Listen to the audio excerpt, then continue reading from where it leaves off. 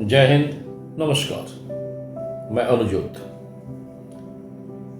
18 जनवरी 2025 के कड़ियों को आगे बढ़ाते हुए और जो लोग गोडसे महोदय को देशभक्त मानकर चल रहे उनके लिए ये एपिसोड, जो लोग गोडसे को दोषी मानते हैं उनके लिए भी ये एपिसोड, गोडसे महोदय के कृत्य के लिए न्याय चाहने वालों के लिए भी ये एपिसोड, और मैं न्याय चाहने वालों के साथ समस्त हिंदू संगठन के पुनर्शोध के लिए कुछ बिंदु और कड़ियों को लेकर ये एपिसोड प्रस्तुत है। गोडसे महोदय द्वारा गांधी जी हत्या के बाद समस्त हिंदू समुदाय पर पड़ने वाले दुष्प्रभाव पर पुनर्शोध की कड़ियां हैं। गांधी जी हत्या के बाद ब्राह्मणों पर हुए हमले पर पुनर्शोध वाली कड़ियां हैं, क्योंकि गोडसे महोदय ने किसी जाति विद्वेष से गांधी जी का हत्या नहीं किया था और उनको लेकर ब्राह्मणों पर जो भी टीका टिप्पणियां की जाती हैं उसको भी रोकने का ये एपिसोड एक मार्ग बन सकता है। कई अनुसंधान का केंद्र बिंदु गोडसे महोदय की मजबूत मानसिकता रही, बंटवारे की स्थितियां रही। पूर्व में कुछ मुख्य हिंदूवादी नेताओं के साथ गोडसे महोदय की नजदीकियां रही। ऐसा कई अनुसंधान में या कुछ लोगों ने अपने लेखों में इसे लिखा भी है। सारे अनुसंधान इसी दिशा में हुए और गोडसे महोदय एक तरफा सोच के साथ गांधी जी का हत्या कर दिए और दोषी पाए गए और उनको फांसी पर चढ़ा दिया गया। मामला खत्म हो गया और गोडसे महोदय को लेकर आज तक भारत की राजनीति हिंदुओं को बैकफुट पर रखने का कुछ प्रयास लगातार करते रही है। पर गोडसे महोदय के हाथ में दुर्लभ हथियार, इटली से निर्मित दुर्लभ हथियार कैसे आया, भारत में वो हथियार कैसे पहुंचा, इस पर शायद आज तक कोई निष्कर्ष नहीं है। गांधी जी पर कई कहानियां वक्त के साथ प्रचारित हुई, उन सब को गोडसे के साथ जोड़ा गया जिससे यह साबित हो सके कि गोडसे ने गांधी जी को मारकर हिंदुस्तान के बंटवारे का बदला ले लिया। पर इससे हुआ क्या? क्या हिंदुस्तान में हिंदुओं को सम्मान मिला? क्या गोडसे महोदय को सम्मान मिला? क्या हिंदू संगठनों को सम्मान मिला? प्रश्न और शोध का विषय अब यहां है। नंबर 1, गोडसे महोदय हिंदूवादी नेता थे और गांधी जी विश्वव्यापी व्यक्तित्व थे।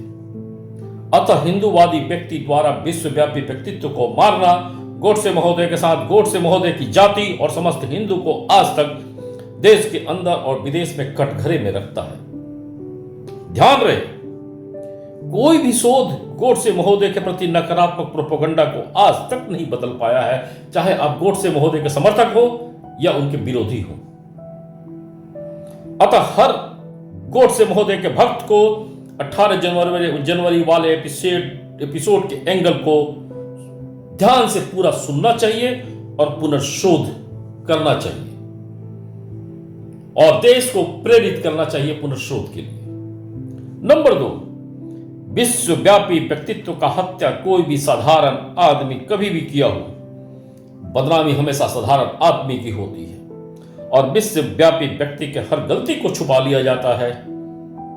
राष्ट्रवादी साधारण व्यक्ति गोडसे महोदय इसी का शिकार बने।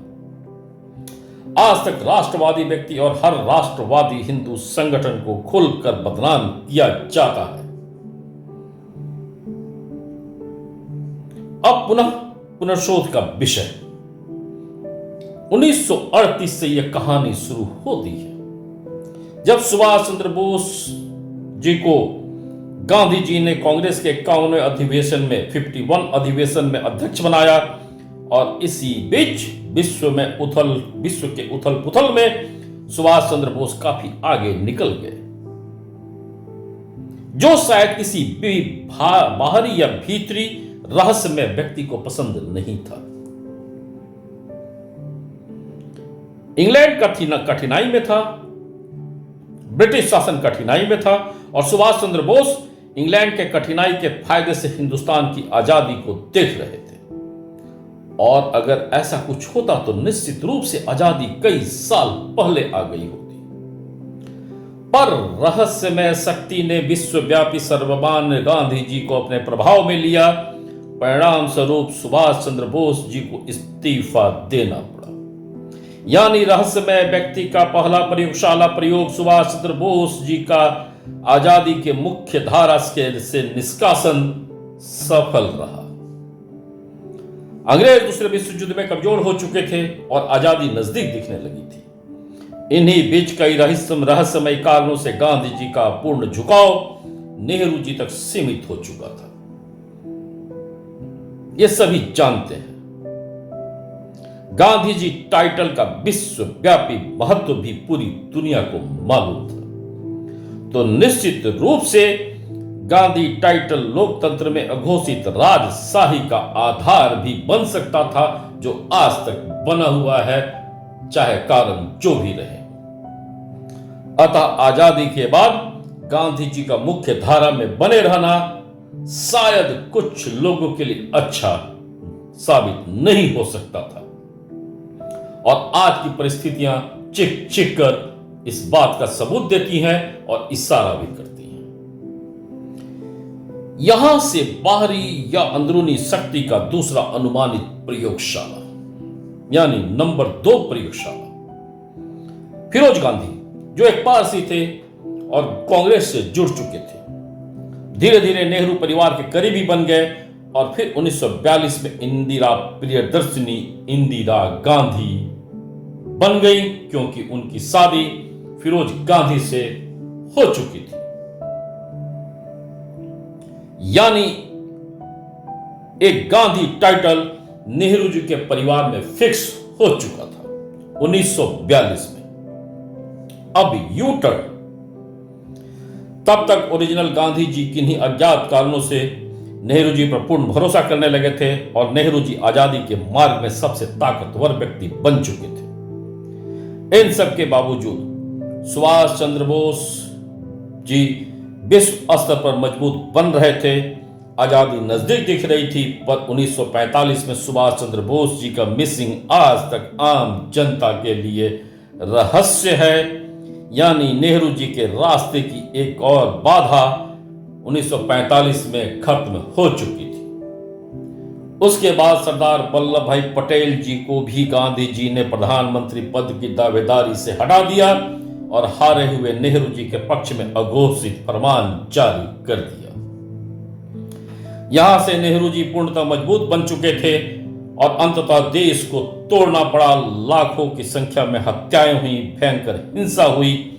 पाकिस्तान और आज के बंगाल के साथ बांग्लादेश इलाकों में हिंदुओं पर अप्रत्याशित हमले हुए, पर आजादी के बाद पूरा हिंदुस्तान पाठ्यक्रम अहिंसक आजादी से भरा रहा, और हम सब में से सभी ने इतिहास में उन्हीं को पढ़कर स्कोर भी किए होंगे। ये सभी जानते हैं, पर असली यू टर्न क्या था? यू टर्न ये था कि गांधी जी वो गांधी जी नहीं थे जो पूरे देश को काबिलियत से आगे बढ़ा रहे थे। अज्ञात कारणों से वो एक व्यक्ति और परिवार को अब आगे बढ़ा रहे थे। आंतरिक कारण जो भी रहे हों, आंतरिक या बाहरी शक्ति जो भी रही हो, वो गांधी जी को नेहरू जी और इंदिरा गांधी जी के लिए काम करते रहने को विवश किया। अनुमानित रूप से उसी शक्ति ने सुभाष चंद्र बोस को कांग्रेस अध्यक्ष पद छोड़ने को मजबूर करवाया, और उसी शक्ति ने सुभाष चंद्र बोस मिसिंग को भी शायद अंजाम दिलवाया या राज बनवाया। अनुमानित रूप से उसी शक्ति ने देश का बंटवारा करवाया और इस्लामिक राष्ट्र बनवाने के बाद भी मुस्लिम को भारत में रुकवाया, और रुकवाया तो मुस्लिम को भी असली सच से कभी वाकिफ नहीं किया कि मुस्लिम भी इसी हिंदुस्तान के धरती के पूर्वजों के वंशज हैं, जिन पर मुगल काल में, इस्लामिक कालखंड में क्रूर आक्रांताओं ने क्रूरता की थी। अगर यह बात उनको भी बताई जाती तो आज हिंदू मुस्लिम के बीच की खाई इतनी गहरी नहीं हुई होती जो आज बन चुकी है। अनुमानित रूप से उसी शक्ति ने विभत्स हिंसा के बावजूद अहिंसक आजादी को इतिहास के पन्नों में डलवाया। यानी अदृश्य बाहरी या भीतरी शक्ति एक परिवार के प्रति लॉयल थी, और आजादी के बाद 79 वर्षीय गांधी जी का काम खत्म हो चुका था। उनका देश और विदेश की नजर में बने रहना कई रहस्यों से पर्दा कभी भी हटा सकता था, क्योंकि यह सब कुछ वैसा नहीं था जो पन्नों में अंकित है। अंदर में कई राज छिपे हुए थे, और इस राज के सबसे बड़े राजदार महात्मा गांधी जी थे, और भविष्य में वो किसी के लिए खतरा बन सकते थे। और आजादी हो चुकी थी, जिसको जो पद मिलना था मिल चुका था, और गांधी जी का रोल शायद आजादी के बाद भारत में, हिंदुस्तान में खत्म हो चुका था। अतः जो शोध कभी नहीं हुआ उस पर पुनर्शोध जरूरी है, क्योंकि गोडसे महोदय द्वारा गांधी जी हत्या को सिर्फ का बंटवारा गुस्सा बताकर गोडसे को एक तरफा दोषी बता दिया गया। और गोडसे को एक तरफा दोषी ही नहीं बताया गया, बल्कि गोडसे महोदय के बहाने समस्त हिंदू संगठन को दोषी बताया गया। समस्त हिंदू संगठन पर प्रतिबंध लगाया गया, और जब भी कोई राष्ट्रवादी हिंदू व्यक्ति अपने राष्ट्र के बारे में बात करता है तो उसको गोडसे महोदय का उदाहरण देकर उसको बैकफुट पर लाने का प्रयास 90% राजनीति आज भी खुलेआम करती है। अतः इस पर रोक लगाना होगा, और इस रोक के लिए यह पुनर्शोध जरूरी है। गोडसे के मन में, यानी गोडसे महोदय के मन में सिर्फ गांधी जी के प्रति नफरत था। यह कैसे और कब से आया, यह शोध नहीं हुआ।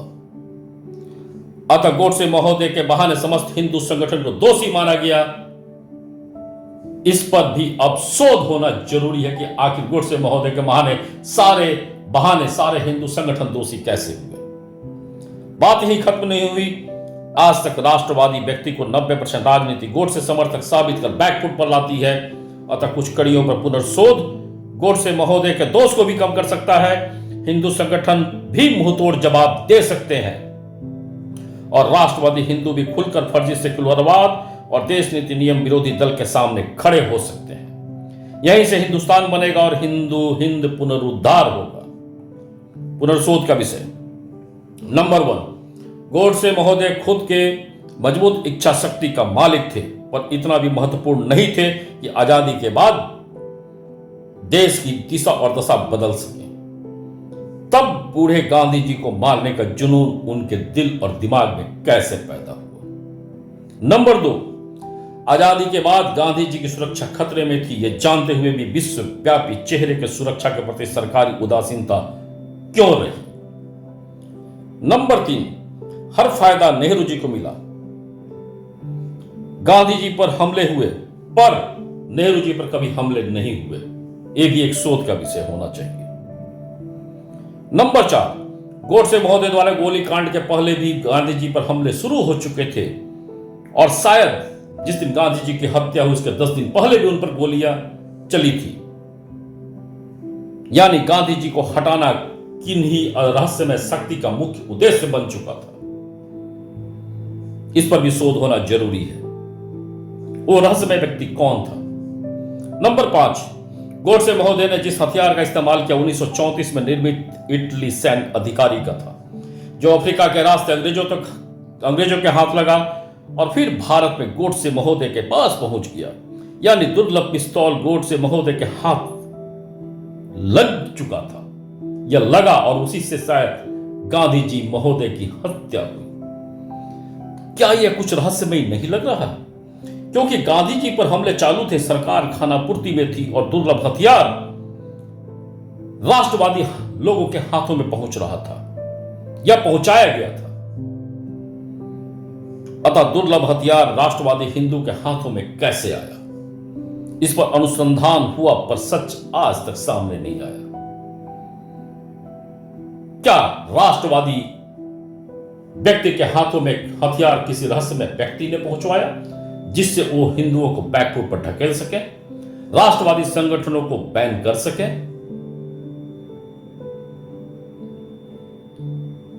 इस पर अनुसंधान करना अब अति आवश्यक है। अतः अनुज्योत का शोध प्रश्न नंबर 1, क्या उपरोक्त सिर्फ गोडसे जी की मजबूत इच्छा शक्ति से हुआ होगा या रहस्यमय किरदार भी रहे होंगे?